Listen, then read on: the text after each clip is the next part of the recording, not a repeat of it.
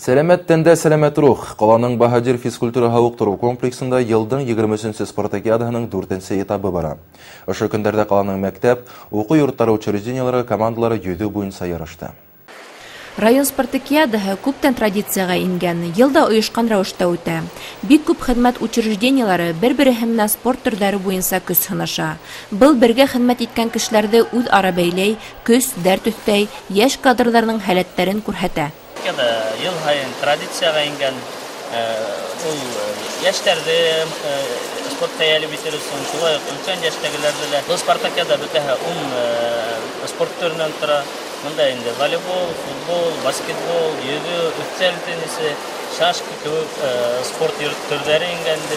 Bugün оқушылар арасында Йөзү бассейнында қаланың мәктәп һәм уку йортлары учреждениялары осрашты. Һәр командала 6-шар кеше ярышты. Ир-егетләр 50 метр арауыкка, катын-кызлар 25 метрга йөзде. Спорт яшькә карамай. Яшьтәр менән берлектә өлкән буын кешеләр бер тигез катнашты. 70 яшьлек кеше бу һәмдә пенсионер сахырлар командага мин килдем инде ярдәм итәргә үзенең командасын. Яшьләргә кәңәш итәм. Баймакта шул тиклем һәйбәт бассейн бар. Йөрергә кирәк, шөгыльләнергә кирәк, халыкны хакларга кирәк. Йөзү буенча үткән ярышта Урал Аръягы агросәнәгать колледжы командаһы 1-нче, қаланың 2-нче мәктәбе 2-нче, 4-нче мәктәбе 3-нче урынды бүлеште. Спартакиаданың киләһе өлеше волейбол буенча ярыштар көтелә. Раушания Рәхимова, Хайдар Көмешбаев, яңалыктар.